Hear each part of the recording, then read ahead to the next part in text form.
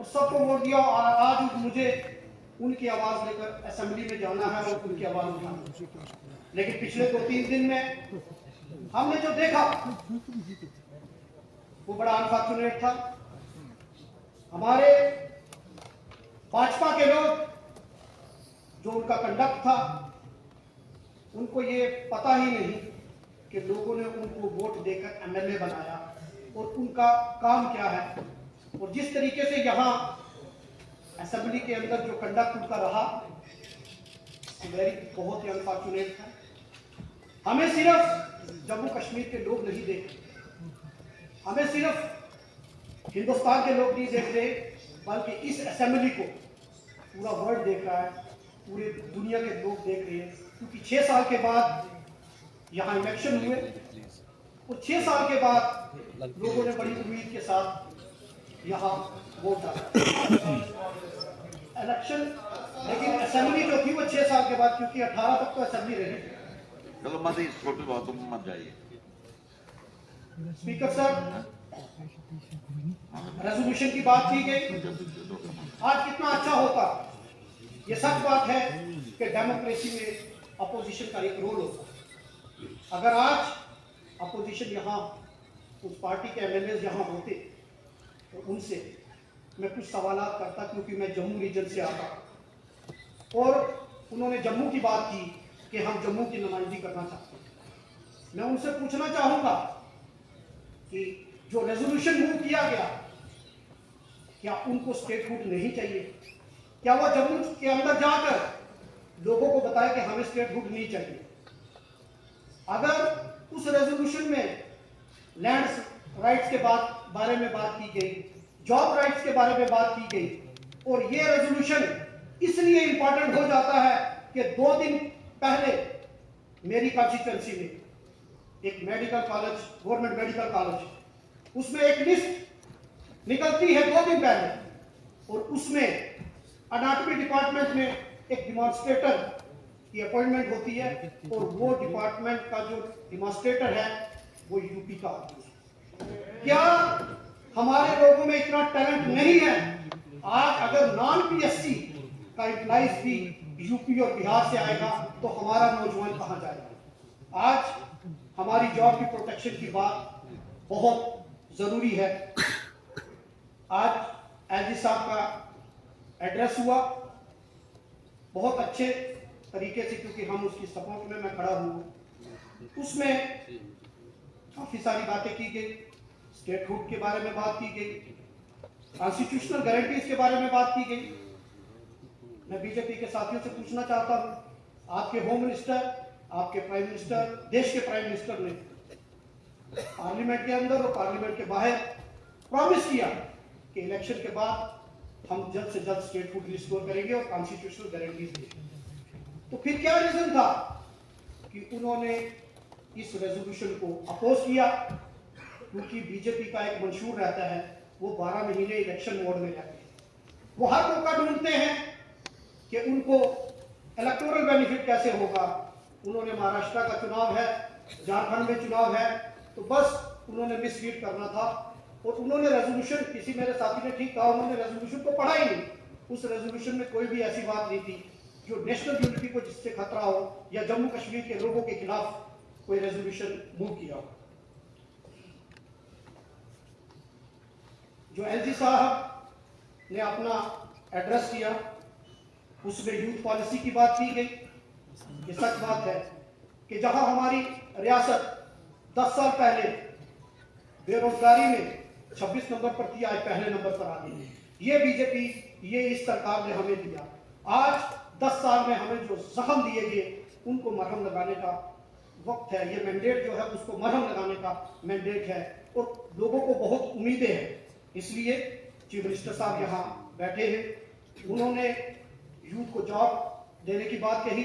मैं उनसे कहूंगा कि मैं जिस एरिया से आता हूं, हमारे पास कुछ नहीं है, ना हमारे वहां इंडस्ट्री है, ना वहां कुछ है। सिर्फ हमारे पास एक बाबा गुलाम शाह बादशाह यूनिवर्सिटी है। आपने एजुकेशनल, जम्मू कश्मीर स्टेट को एजुकेशनल हब बनाने की बात की, लेकिन जो यूनिवर्सिटी आज क्राइसिस में है, आज फाइनेंशियल क्राइसिस इतना है कि वो यूनिवर्सिटी डिग्रेड हो रही है। मैं आपके वसादत से चीफ मिनिस्टर साहब और सरकार से कहूंगा कि उस यूनिवर्सिटी की तरफ तवज्जो देने की जरूरत है, उनके बहुत सारे मसाइल। स्पीकर साहब, आज हेल्थ इंफ्रास्ट्रक्चर को मजबूत करने की बात कही थी, लेकिन मैं आपके नोटिस में लाना चाहूंगा कि रजौरी में मेडिकल कॉलेज है और मुझे लगता है कि देश में एक ऐसा मेडिकल कॉलेज होगा, रजौरी गवर्नमेंट मेडिकल कॉलेज, जिसका मेडिकल कॉलेज की बिल्डिंग एक जगह है और हॉस्पिटल 10 किलोमीटर दूर है। अगर बच्चा थ्योरी पढ़ने के लिए कॉलेज में जाता है तो प्रैक्टिकल करने के लिए उसको 10 किलोमीटर दूर जाना पड़ता है।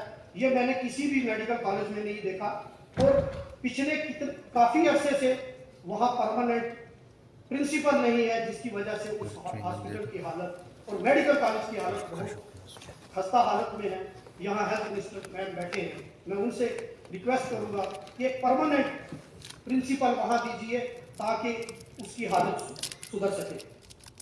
सर, यहाँ एड्रेस में फॉरेस्ट राइट एक्ट के बारे में बात की गई और एलजी साहब ने कहा कि हमने ट्राइबल्स को फॉरेस्ट राइट एक्ट दे दिया, लेकिन रियलिटी जो है वो इसके बिल्कुल उलट है।